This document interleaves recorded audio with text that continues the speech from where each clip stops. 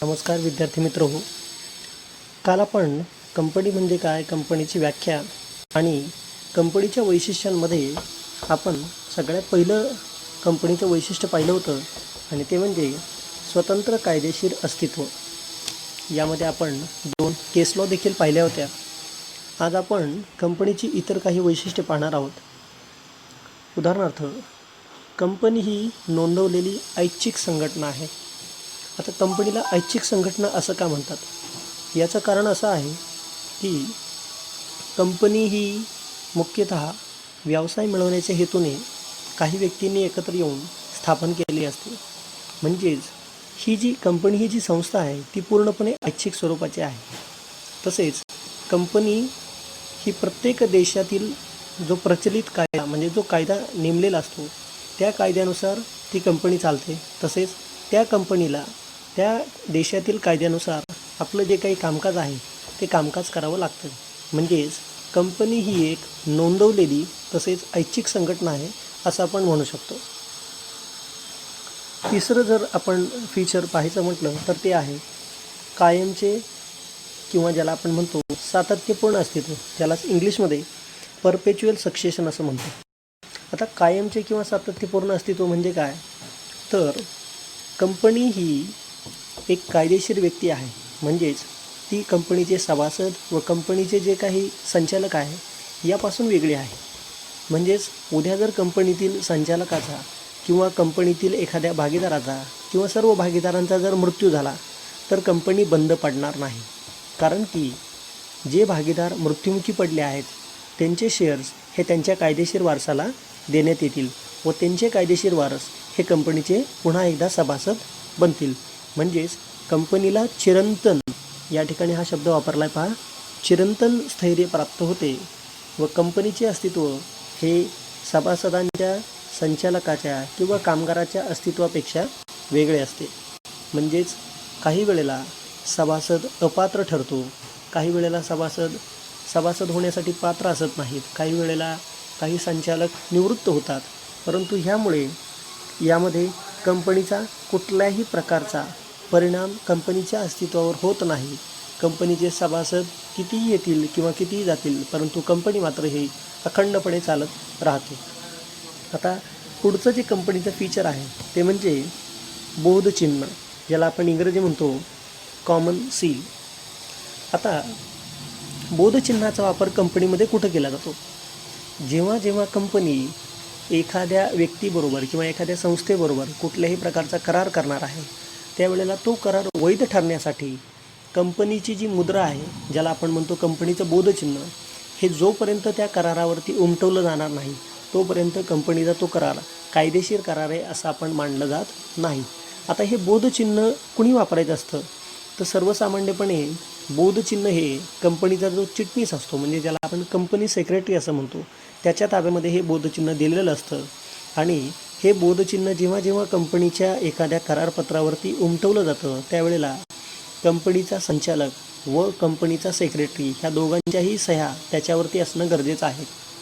परंतु कंपनी कायदा 2015मध्ये अमेंडमेंट होऊन आता कंपनीच्या कोणत्याही करारावरती कंपनीचं कॉमन सील असलं आणि नसलं तरीसुद्धा कंपनी जे व्यवहार करणार आहे ते व्यवहार इथून पुढे वैध मानण्यात येतील. ही 2015ची लेटेस्ट अमेंडमेंट आहे जी पुस्तकामध्ये दिलेली नाही. पुढचं कंपनीचं जे फीचर आहे ते म्हणजे भाग भांडवल. आता भाग भांडवल म्हणजे काय असतं? तर कंपनी व्यवसाय करण्यासाठी कंपनीला पैसे लागतात, ज्याला आपण म्हणतो कॅपिटल. हे जे कॅपिटल किंवा भाग भांडवल आहे ते वेगवेगळ्या भागांमध्ये विभागलेले असते आणि कंपनी त्या भागांची विक्री करून त्याची जी दर्शनी किंमत असते ज्याला आपण फेस व्हॅल्यू असं म्हणतो त्या दर्शनी किमतीमधून कंपनीचं भाग भांडवल जमा केलं जातं. हे भाग कंपनीला हस्तांतरित करता येतात म्हणजे ज्याला आपण ट्रान्सफर ऑफ शेअर्स असं म्हणतो. मग हस्तांतर करण्यासाठी एका व्यक्तीचे भाग दुसऱ्या व्यक्तीला दिले जाऊ शकतात किंवा विकले जाऊ शकतात. परंतु भागांची विक्री करताना किंवा हस्तांतर करत असताना कंपनीच्या नियमावलीमध्ये म्हणजेच आर्टिकल ऑफ असोसिएशन, कंपनीच्या नियमावलीमध्ये जी पद्धत सांगितलेली आहे त्या पद्धतीचा वापर करूनच भागांचं हस्तांतरण हे कंपनीमध्ये होऊ शकतं. पुढं आहे ते म्हणजे कंपनीचे भागधारक हेच सभासद असतात. कोणत्याही कंपनीमध्ये कंपनीचे भाग धारण करणारे व्यक्तीच हे सभासद असतात व तेच कंपनीचे मालक असतात. कंपनीच्या संपूर्ण कारभारावरती ह्या सभासदांचं तसेच मालकांचं नियंत्रण असते. परंतु सभासदांची किंवा संचालकांची संख्या, सभासदांची व मालकांची संख्या ही खूप असते. तसेच ते जगामध्ये वेगवेगळ्या ठिकाणी विखुरलेले असतात. त्यामुळे एकत्रितपणे ते लोक एकत्र येऊन कंपनीवरती नियंत्रण ठेवू शकत नाही. अशा वेळेला दरवर्षी कंपनीची वार्षिक सर्वसाधारण सभा होते. या सभेमध्ये कंपनीचे सभासद कंपनीच्या कारभारावरती यांना नियंत्रण ठेवण्याची संधी मिळते. तसेच नियंत्रण ठेवण्यासाठी कंपनीचे सभासद आपल्या वतीने काही संचालकांची नियुक्ती कंपनीच्या व्यवस्थापनावरती करत असतात आणि या सर्व संचालक व्यक्तीच हे सर्व कंपनीचे कामकाज पाहत असतात. आणखीन महत्त्वाचं जे काही वैशिष्ट्य आहे कंपनीचं ते म्हणजे काय, तर मर्यादित जबाबदारी.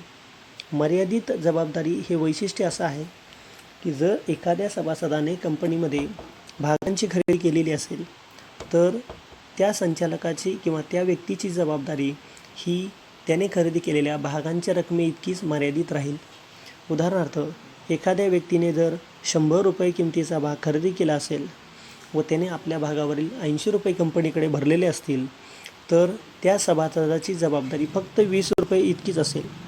म्हणजेच जर कंपनी उद्या तोट्यामध्ये गेली आणि कंपनीच्या जर ॲसेट किंवा मालमत्ता विकाव्या लागल्या तर अशा वेळेला कंपनीच्या सभासदाकडून फक्त आणि फक्त 20 रुपये इतकीच रक्कम वसूल केली जाऊ शकते. त्यापेक्षा जास्त किंमत त्याच्या स्वतःच्या वैयक्तिक प्रॉपर्टीमधून वसूल केली जाऊ शकत नाही. म्हणजेच इथून पुढे कंपनीच्या सभासदांची जबाबदारी ही मर्यादित असणार आहे.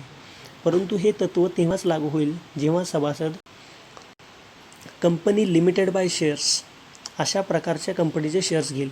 परंतु जर एखाद्या सभासदाने अनलिमिटेड कंपनीचे शेअर्स घेतले असतील, म्हणजेच कंपनीज विथ अनलिमिटेड लायबिलिटी अशी जर कंपनीच्या सभासदाने जर शेअर्स घेतले असतील तर त्या कंपनीमध्ये सभासदाची जबाबदारी ही अमर्यादित असणार आहे. पुढचा जो वैशिष्ट्य आहे कंपनीचा तो म्हणजे मालकी व्यवस्थापन यातला फरक. ज्या वेळेला कंपनी रजिस्टर्ड होते तेव्हा 2 गट पडतात.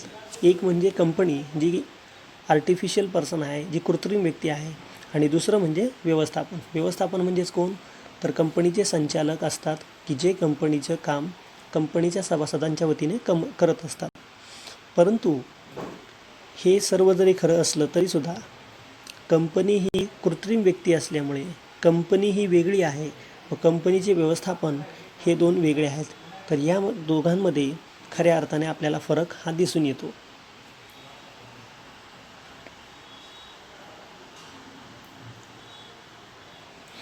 पुढचं वैशिष्ट्य म्हणजे सभासदांची संख्या. आता जर एखाद्या व्यक्तीला सार्वजनिक कंपनीची जर स्थापना करायची असेल तर नवीन कंपनी कायद्यानुसार कंपनीमध्ये किमान 7 सभासद असणे आवश्यक आहे, तर ते सार्वजनिक कंपनीची स्थापना करू शकतात. परंतु सार्वजनिक कंपनीमध्ये जास्तीत जास्त किती सभासद असावेत यावरती कोणत्याही प्रकारचे बंधन नसते.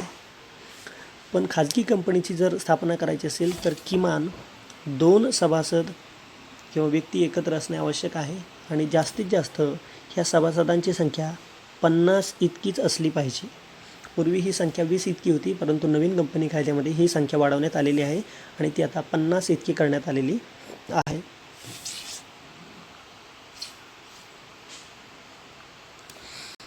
पुढचं म्हणजे फीचर आहे ते म्हणजे केंद्र सरकारची नियंत्रण. आता कंपनीचा जो एकूण कारभार आहे त्या कंपनीच्या कारभारावरती केंद्र सरकारचे नियंत्रण व देखरेख हे नेहमी असते. कारण की समाजातील अनेक व्यक्ती या कंपनीमध्ये पैसे रूपाने भांडवल गुंतवत असतात. त्यामुळे कंपनीला कायद्याचे काटेकोरपणे पालन करणे गरजेचे असते. कारण की ह्या सर्व इतर व्यक्तीने किंवा समाजाने जो गुंतवलेला पैसा आहे त्या पैशाचा कंपनीने चांगल्या कामासाठी वापर करत आहे किंवा नाही, कंपनी सर्व कायद्याची बंधनं पाळते किंवा नाही, कंपनीच्या व्यवस्थापनावरती सरकारच्या वतीने देखील काही प्रतिनिधींची नेमणूक केली जाते, जेणेकरून कंपनीमध्ये कुठल्याही प्रकारचा पैशांचा गैरव्यवहार किंवा गैरव्यवस्थापन होऊ नये यासाठी केंद्र सरकार हे देखील कंपनीवरती नियंत्रण ठेवत असते. पुढचा मुद्दा आहे तो म्हणजे हिशेब तपासणी व प्रसिद्धी. खरं पाहता सार्वजनिक कंपनीने आपण जो काही आर्थिक वर्षामध्ये व्यवहार केलेला आहे त्या व्यवहाराचे प्रॉफिट अँड लॉस अकाउंट असेल किंवा बॅलन्स शीट असेल हे त्यांनी तयार केलं पाहिजे. तसेच ह्यांची प्रसिद्धी करायला पाहिजे जेणेकरून प्रत्येक सभासदाला कळेल की कंपनीचा नफा किती आहे, तोटा किती आहे, कंपनीचे ॲसेट्स किती, लायबिलिटीज किती आहेत. तसेच कंपनीचे कर्जरोखेधारक म्हणजे डिबेंचर होल्डर्स यांना देखील कळायला पाहिजे की कंपनीला किती प्रॉफिट झाला, किती लॉस झाला आहे. त्यांना